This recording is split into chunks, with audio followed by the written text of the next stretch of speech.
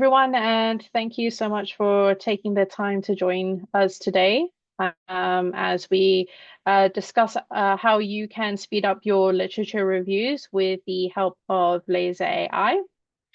So today's agenda is quite simple. There will be a live demonstration of Laser AI presented by myself, and then my colleague Iga will be able to take us through the latest updates with regards to Laser AI. Okay, great. So having said that, I am going to go into Laser AI. Fantastic. So this is the home dashboard of Laser AI. Laser AI being our AI-powered living systematic review tool. Laser AI, as I mentioned, was initially developed to assist with living systematic reviews, but it has been proven to assist with other literature reviews as well. Laser AI can assist with title and abstract screening, full text screening, as well as data extraction, and I'll be able to show you all of those stages today. So this is the home dashboard of Laser AI. Here I can see all of my ongoing projects, and I can organize them into different folders for my convenience. In this view, I can also create a new project, and while doing so, I can either choose to follow the standard workflow of title and abstract screening, full text screening, and data extraction, or I can customize my workflow and pick and choose the stages that make the most sense for my project. In the home dashboard as well, we on the left-hand side are able to see our users. And we have within the users different organizational roles that somebody can be assigned to. So moving from the users with the highest permission to the lowest permissions would be owners, admins, members, and then library and data managers. We can also see our highlights library. So these highlights are developed during title and abstract screening, and they'll make more sense when you see them in action there. But you'll be able to see all of the highlights that you have created, as well as create a new set of highlights. Here we also have our controlled vocabularies. So these vocabularies are terms grouped together to ensure that everybody is speaking the same language within a project and maintain cohesiveness within a project.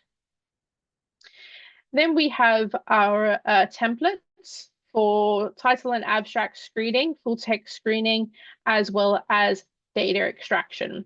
Obviously, you can create templates here, or when you create a template within a project, this is where it will be saved. And then lastly, we have our organizational settings. So this is what a owner of a organization will be able to see. Here I can set up my project settings, so set up what a default project looks like. I can also make changes here to the project roles. So as I mentioned previously, we have organizational roles, and then within each project, we also have different roles available there. So here we have manager, senior researcher, researcher, librarian, and visitor. And you can see here we have different permissions and tasks available to those roles. And lastly, here we have the RIS file mapping. So here is the default of information that we can import from a RIS file. But if there is anything not listed here that you would like to bring over within your imports, you'll be able to add a custom field here. So I'll head back into my home dashboard, and I'm going to hop into a project here. And this is the home dashboard of a project of which I am a manager in. So as the manager, I can see the different stages of my project as well as how they are progressing. I can manage my team as well as my PDFs and references. And I'm also able to access my tasks as if I was a researcher up here. So to begin a project, we will need a few references. So I'll hop into my reference management. References are all of the papers and studies that are relevant to your project. So here I have mine listed down in the middle for me, and I have a sample of that title and abstract that I can see on the right-hand side. In this view, I can also see what stage the reference got to within my project, as well as if there were any decisions made against that reference. And I can also see if there's any PDFs associated with this reference. So with Laser AI, we require that you import your references into the tool. So you conduct your initial search outside of Laser AI and then import them into the tool, making use of either an RIS file or a text file. And as you can see, you can upload a number of references at a time, as well as different batches of references.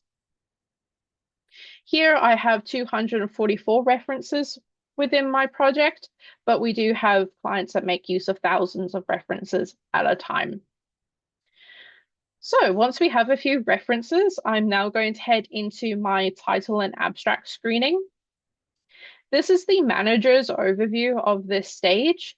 So as the manager, I can see the progress of the stage. I can see if there is any conflicts. I'm also able to resolve or automate the resolution of conflicts here.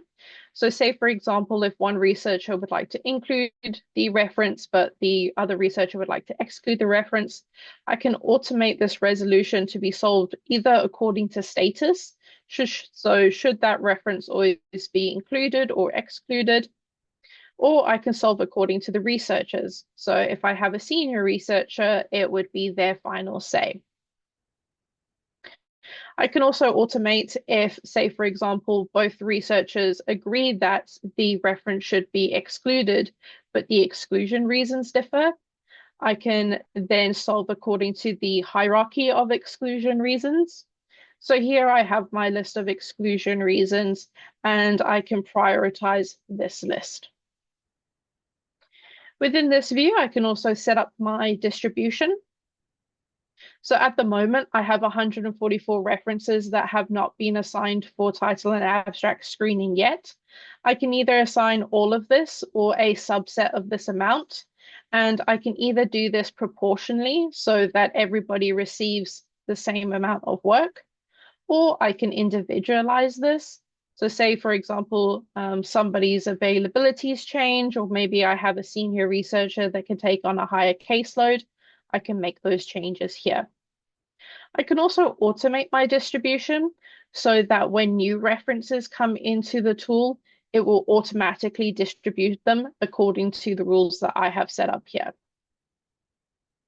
Lastly, we can go into our title and abstract screening instructions. So these instructions are fully customizable to however you conduct your screening and for what information you're hoping to include within your project. Your instructions, as I mentioned previously, can be saved as a template. So if you are conducting a similar project in the future, you don't have to develop these instructions every single time. For this example, I am mainly focusing on my exclusion reasons, being study type, population, and intervention.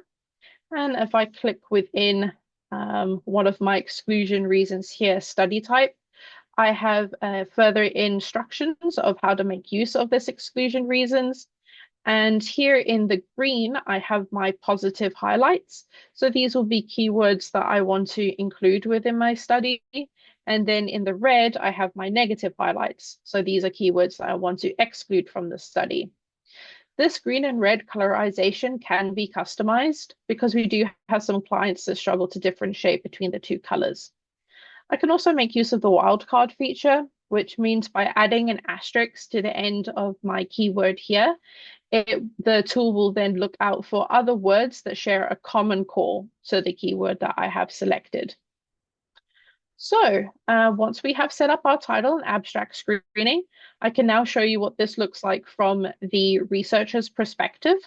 So here I have headed into my tasks, and my tasks are divided by the different stages of the review. And I can go into my title and abstract screening. So listed down in the middle for me are all of the references assigned to me for title and abstract screening. And on the right-hand side, you can see the sample of that title and abstract, and you can see that our highlights are being shown here. At the bottom, I can conduct my screening by clicking on the buttons here, whether I want to include or exclude for the different exclusion reasons. I can also make use of the hotkeys on my keyboard. So I can rather press A, 1, 2, or 3 to also conduct my screening here. I can also turn on the AI ranking. Here, the AI learns from my decisions when I'm including or excluding references, and it will learn from these decisions and then prioritize this list for me to show me the most likely to be included at the top. I can also filter my references in this view. So clicking here on the left-hand side will bring up the filters available to me. And one way that I can use this is, say, for example, I know I don't want to include any references that mention infants. I can then select that negative keyword. It will bring up those references, and then I'll be able to select all of those and then batch exclude them for the population reason. Lastly, within title and abstract screening, I just wanted to show you our focus mode. So the focus mode brings up the reference for me in the middle here, making it easier for me to read. On the right-hand side, again, I can conduct my screening. And when I make a decision here, whether to include or exclude or even postpone, the next reference will become available within this view. So I can conduct all of my title and abstract screening within the focus mode if I choose to do so. On the left-hand side, I can bring up my bibliographic data. I can also click around within my reference list. I can see the title and abstract screening instructions again if I need a refresher in this view. And I can also play around with my display settings, once again, just making it easier for me to conduct screening. So once a few references have moved into past title and abstract screening and then into full text screening, here is the manager's overview of this stage. So once again, I can see the progress of the stage. I can see if there is any conflicts. I can also set up my distribution. But most importantly, with full text screening, the full PDF needs to be available within Laser AI. And there's two main ways that we can do this. Firstly is just by uploading the references, the PDFs into Laser AI. We have made this a little bit easier by generating a list of references that are missing their PDFs. So you'll be able to download this list as either a RIS file or a CSV file, search for the PDFs outside of Laser AI, and then upload them into the tool.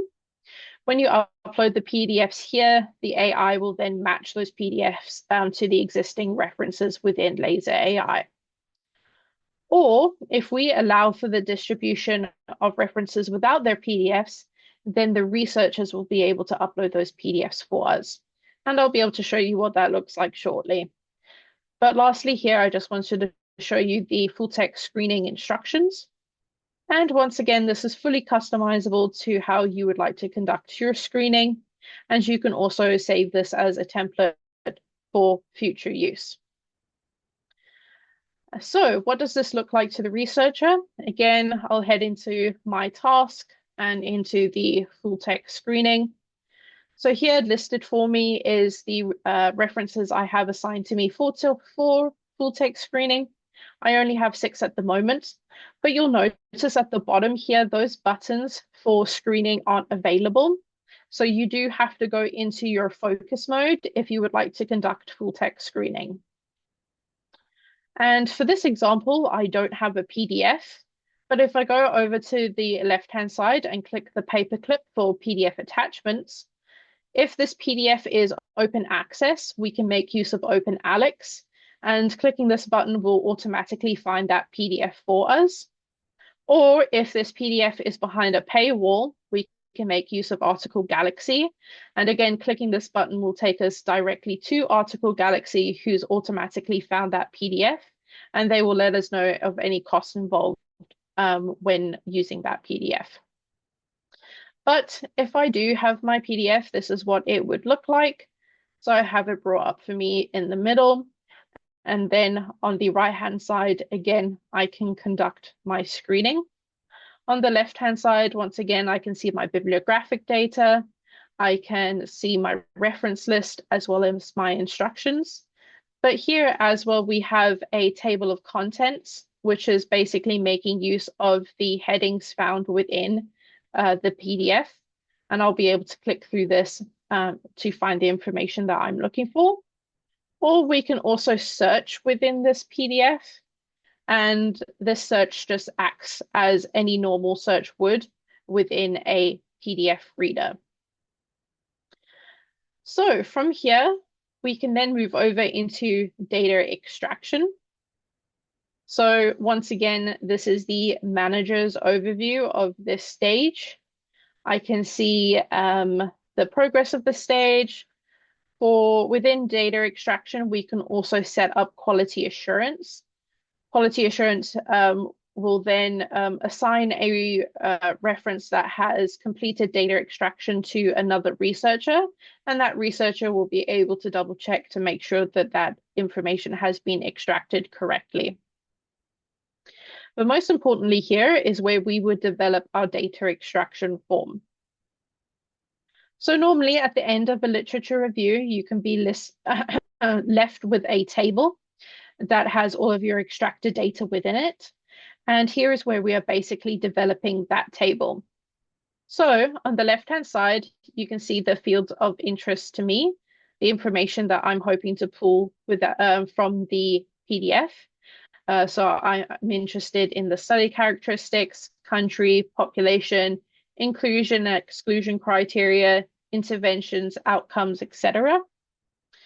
But what we'll start off with a simple one here being country. So if I click on this field, in the middle, I can see the different features associated with this field. So I can see the field name.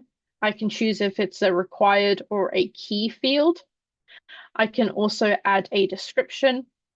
And here within my controlled vocabularies, I have 245 terms. This becomes apparent on the right-hand side when we see the preview of this field. So we've decided that this field should be a drop-down field. So clicking this arrow here will then just bring up all of those terms that are within my controlled vocabulary, obviously just listing out all of the countries. So if I wanted to do so, I could manually fill out this field by clicking on the relevant country here.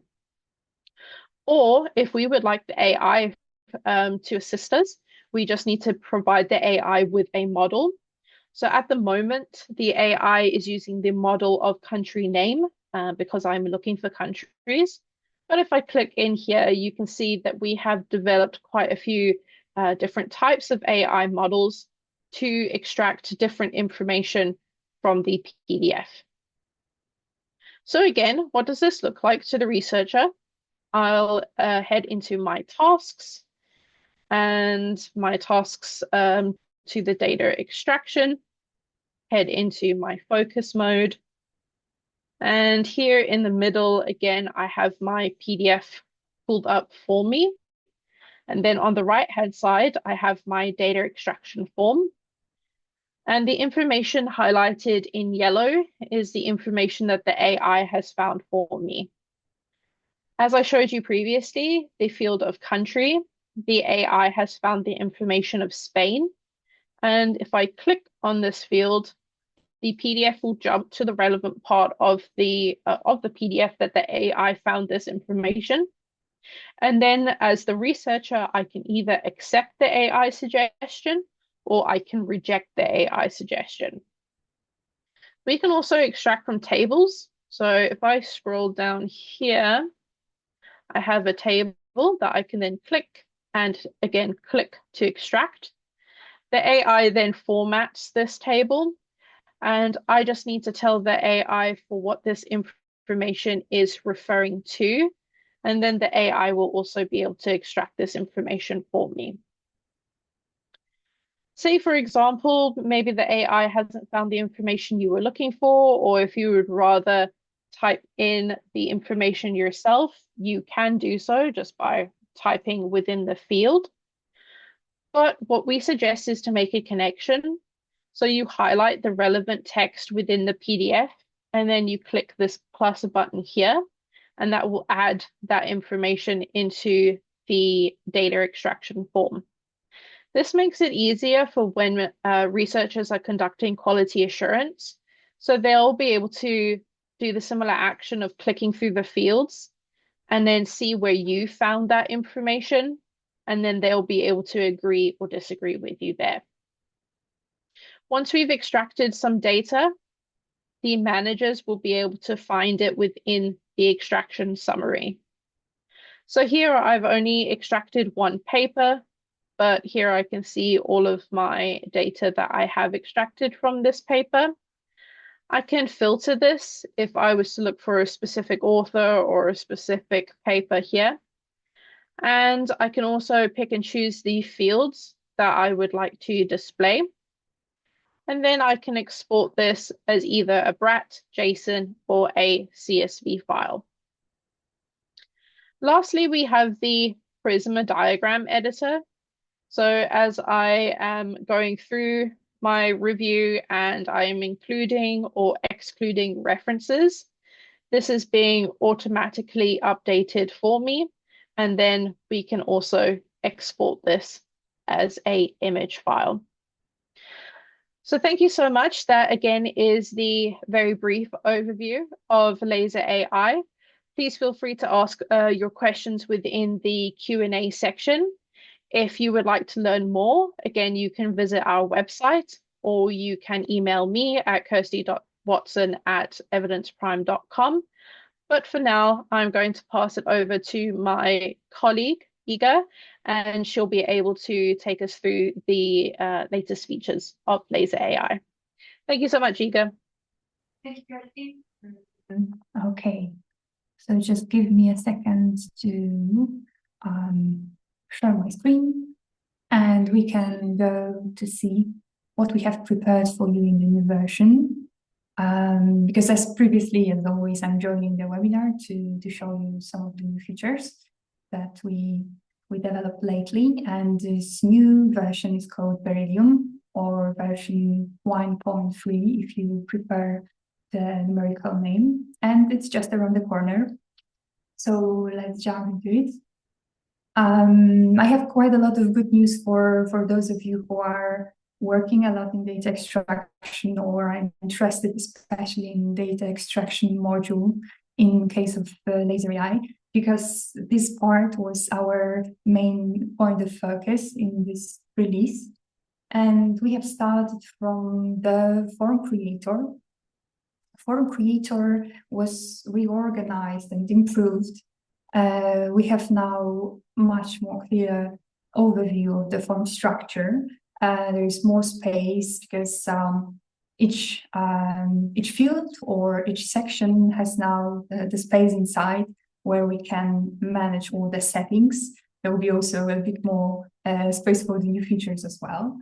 On the right side, we also keep the preview where you can now see the entire form and explore if the form is correctly created or not. But if that's not enough, we can still go a little bit deeper to the preview mode. Preview mode is a special view where you will have your PDF taken from the project where we are on, and also the form where you can already start very quickly and simple extraction just to verify if we are ready to go, or rather we should still add some fields or change anything. Apart from that, we also added tabs, which is the highest level of the form structure. And this is basically a new option that allows you to deal with more complex, bigger extraction form. You can now divide it into smaller, meaningful parts name them as you like it and simply make the extraction a little bit easier. Subsections are the new feature, which will be like a new type of a field next to our classic types like a text field or vocabulary fields. And subsections are basically for the type of fields which can be multiplied within one entry. And these are mostly for a specific purpose. Like here we have a bunch of fields which are to collect data per arm, or for example, to compare between arms. Apart from that, they are also a good choice for a more complex entries. Like here we have one intervention, but one study arm, but maybe it's composed of multiple interventions, or for example, we want to extract multiple countries. Previously, we used connection options to do this, but right now we can do everything inside of the one entry. Okay, section management, we are already on the side of the extraction. It was something already Kirsty shown you. This is a change that allows you to make a better management of the section. We can here make a batch actions like accepting and rejecting suggestions, but also reorder all the entries within the section just to make it as we prefer. Okay, and now we will help you also in terms of the form validation to check if the form is already good enough to be sent to a manager or not. Once you reach the end of the extraction, you extracted the last field, then when we hit the finalize button, you'll be taken to the overview where you can see we are listing for you some unverified suggestions which are blocking the further saving of the form, but also we are providing some information about less severe things like empty fields or missing connections, which are not blocking you from the saving, but rather they are here listed and linking to the place where the problem exists for your ease if you would like to have a second look and make sure that was intended, this field should be empty. Finally, we also added an autosave option, which is, well, what it is. And if you ever wondered that a technical problem or a lack of power will rob you from the extraction progress, there is no longer a need to. We'll autosave everything. Of course, in case of any problems, mistakes, we can use undo, redo button, which are on the top above the form. And we can also use the keyboard shortcuts to reach this option. Okay, so when everything in extraction is finished, we obviously would like to interact with the results of the extraction. And here we also corrected and extended option to customize the summary. So we also can, as also Kirsty said, hide option, filter them. But right now we also have like two main types of extraction form, which of extraction form summary. One is a simplified format and one statistical format, which is for more, which is more for the analytical purpose. And yeah, if you use tabs in data extraction, the extraction summary we also divided into them here. But if you are not satisfied with that, there's also an option to create a customized version of extraction summary where you can basically pick which section should be visible and which should not. Okay, so we also have added some options to hide the table. From the last version, we also added multiple, like more complex headers. But right now, you can also add colors to them, so which is, I guess, good news for those of you who are coming to us from Excel, because it's much easier to manage with a lot of data when you have this color coding as well. So it was a lot about data extraction, but we also have done smaller changes in the screening modules. So here we have extended possibility to edit the instruction for the screening right after the distribution. So in case of any like typos, problems, mistakes, you can basically edit everything here. But as you can see, we will warn you a lot just in case to keep the high quality of your review. And last small thing is that we have added also a text editor option to some of the text fields in Laser. And thanks to that, you can, for example, as here, structure well your instruction details and make it simply more readable for your screeners and extractors or for yourself. Okay, so that was super fast. I try to create a very concise information about the new release, but there is a little bit more. Please feel free to reach us out when you get the new version and tell us how you find it. And well, thank you. Thank you for listening. Thank you so much, Iga. Yeah, that's a lot of exciting new updates that I'm sure everybody is going to make great use of. So now we'll be moving over into our question and answer portion. So I see we do have some questions within the Q&A section, and I'll be just running through these. Iga, if you would like to chime in at any time, please feel free to do so. But our first question here is, how does Laser AI compare to other systematic review tools? So yeah, that is a great question. So obviously there are a few different types of systematic reviews tools out there, and you might have noticed some similarities when I was conducting the demonstration with the types of screening might look or feel similar to what you're used to, because a lot of tools out there do focus mainly on the title and abstract as well as the full text screening. But what makes Laser AI different is our data extraction.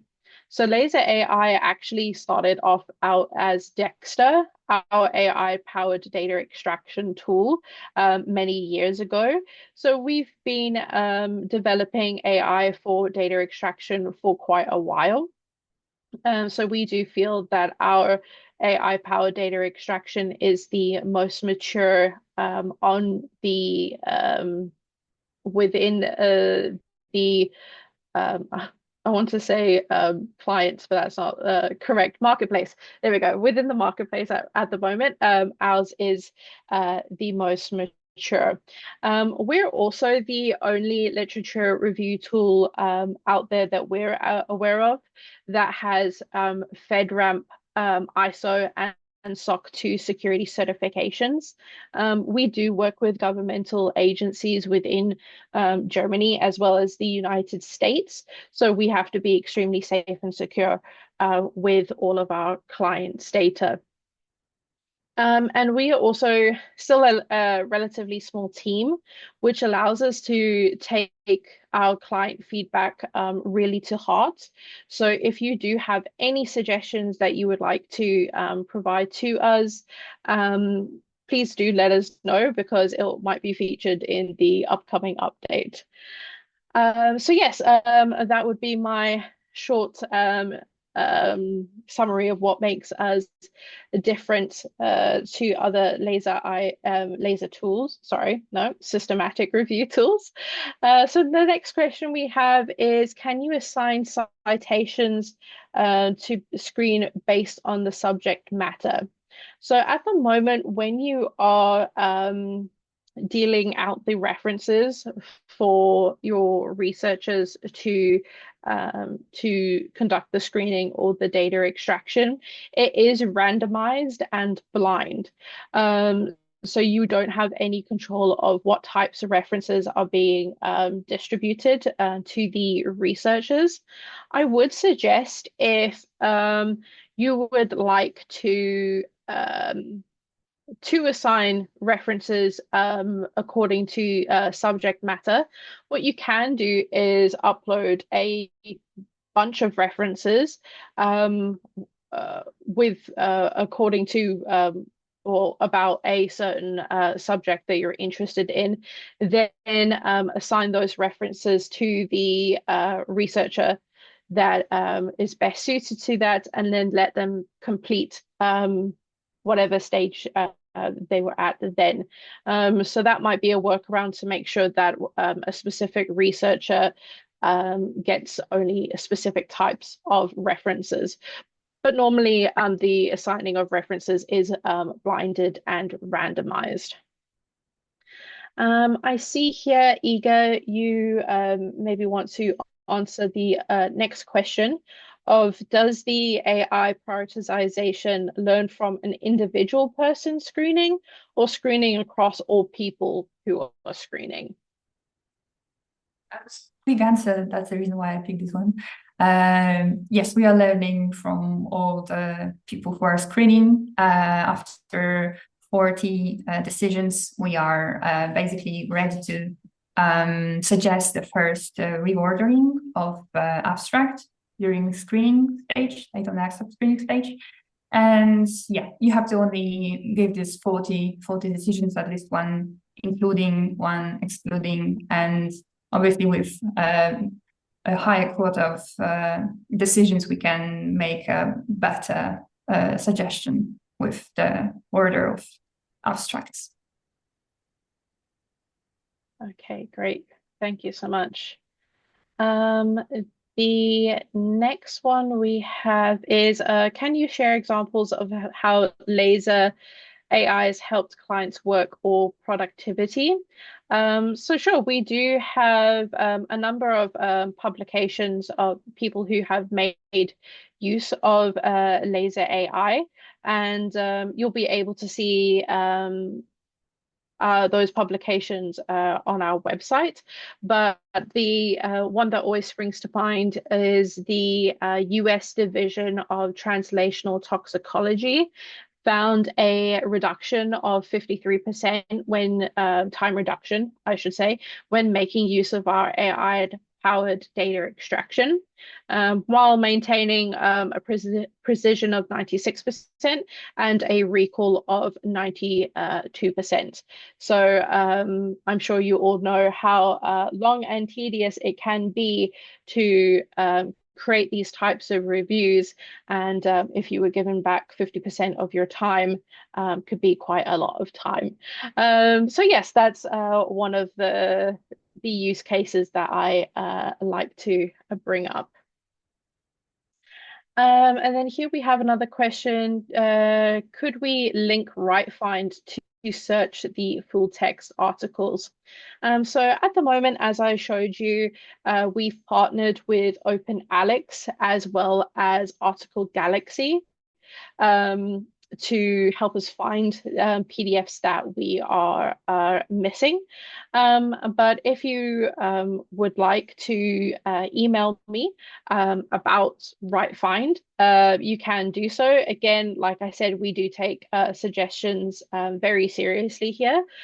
So we can always look into it and see if it would be a good fit for Laser AI as well.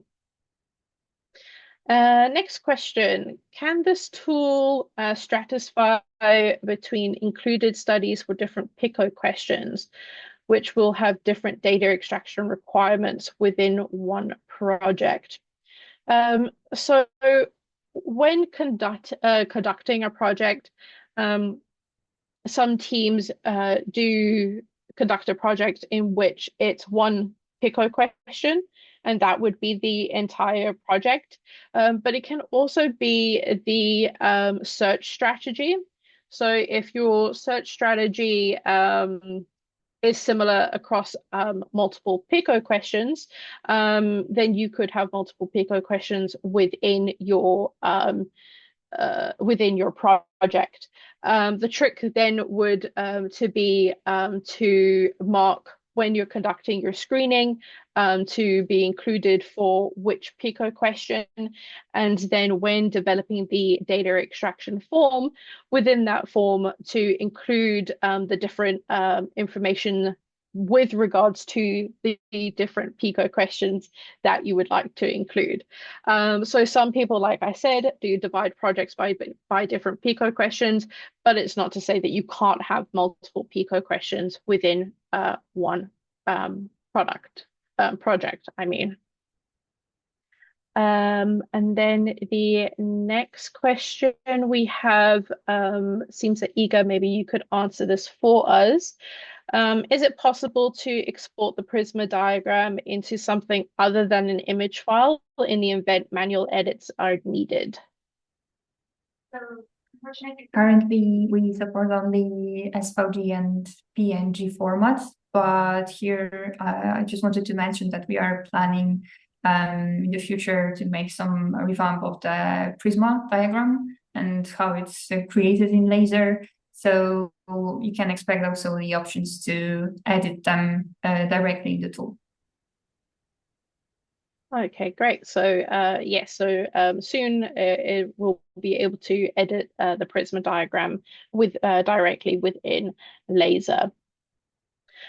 And then the next question saying, excellent tool, thank you very, very much. Is there a provision for the risk of bias? So with regards to risk of bias, within our data extraction templates, we have developed a number of templates with regards to risk of bias. So the AI is able to extract some of the data that will help you making the risk of bias decisions. So it does help extract information, but of course the AI won't be making any decisions with regards to risk of bias. So that would be left in your capable hands.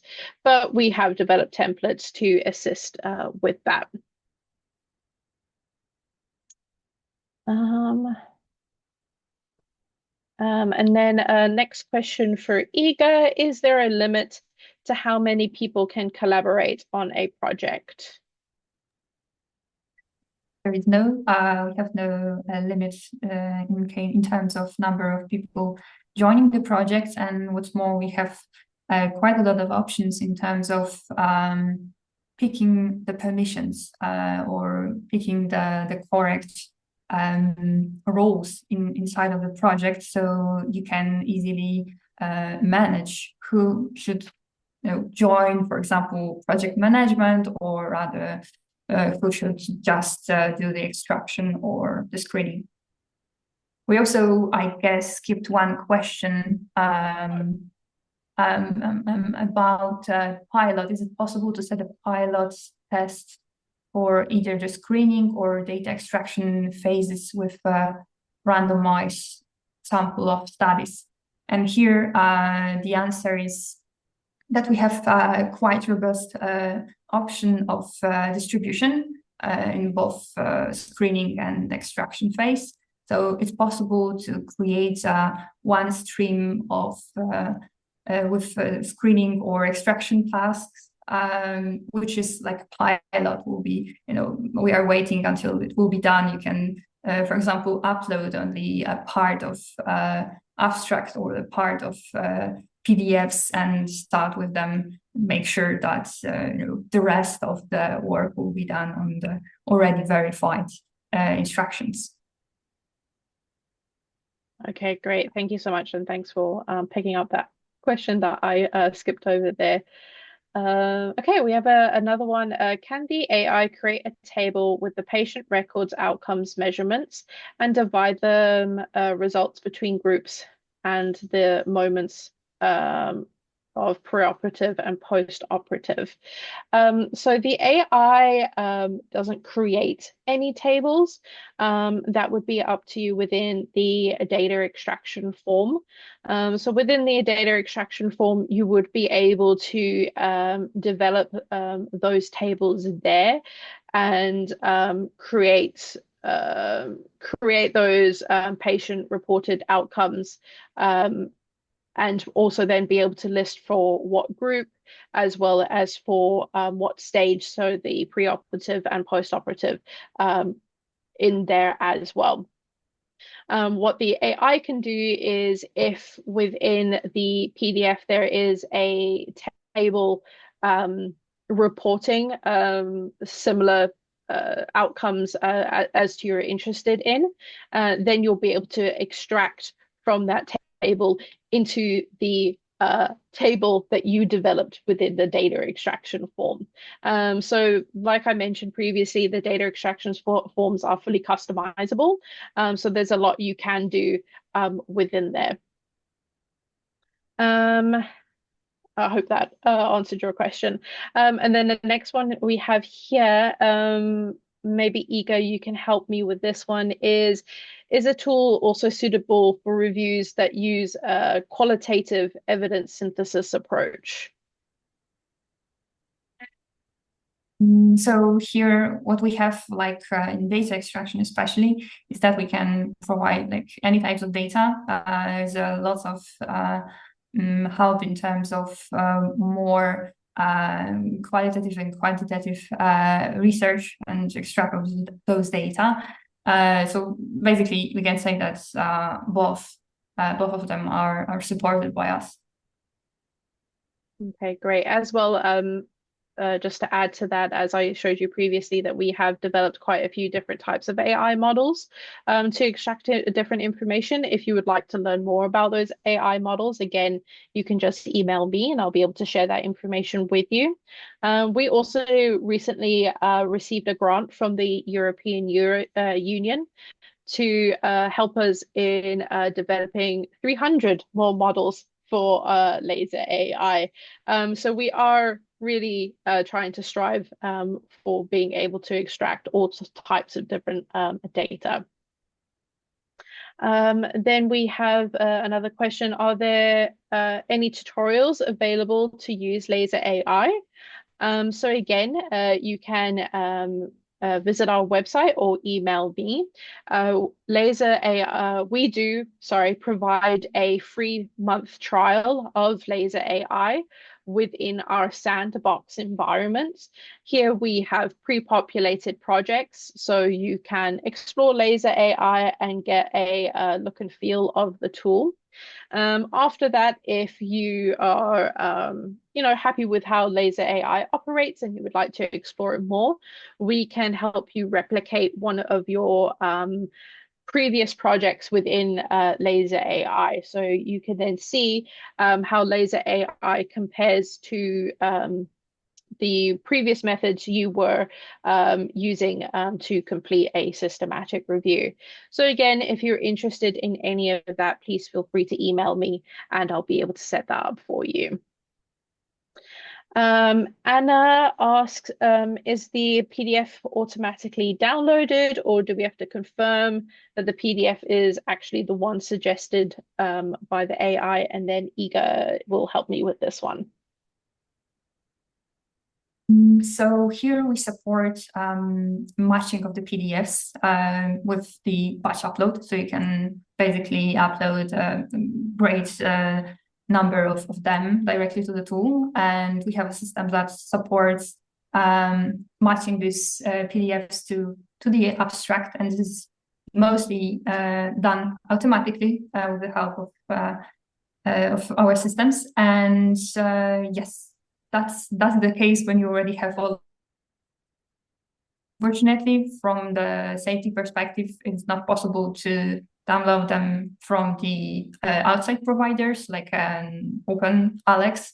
in a batch, but rather you have to go to the specific page, download the PDF on your computer, and later upload it to the specific reference. Great, thank you so much, Iga. And then we have, is there any cost when researchers seek your support? So Laser AI is a paid tool. We do have two subscription models, one being per user per year, in which one user or researcher can create as many projects as they like. Or we have the per project model, in which you are just working on one project, but there's unlimited number of users that can make use of that project for 18 months. If you would like to learn more about the pricing, feel free to, again, email me, and I'll be able to answer your questions there as well. We have a lovely comment here saying, I think that Laser AI is far superior to other tools and it allows for complete implementation of the review protocol. Thank you very much. We are constantly developing Laser AI, as Iga showed you previously. We hope to add more and more features to make it a more comprehensive tool. And then we have, can I know what is the feature for linked publications? Also about data points to different time points. I'm not too sure about, exactly what you're asking there. If you could possibly email me so I could just learn a little bit more, that would be fantastic, and I'll be able to answer your questions there. Is the Laser AI tutorials found on YouTube? So we do have tutorials, and we do have a previous webinar very similar to this that has a demonstration within it. So yes, I believe our YouTube channel is linked in the chat. So if you go over there, you'll be able to find the tutorials listed there as well. And then the last question we have here, if we have to go with the project format and need to run 2 to 3 concurrent projects, so you can run multiple projects within Laser AI or concurrently at the same time as well. If you, as I mentioned, are on a per user per year subscription, you can create as many projects as you like. So yes, I believe that is all of the questions answered. Thank you so much, everybody. And again, if you have any further questions, feel free to visit our website, and you can contact us there. Or once again, you can email me. And that is us almost at time up.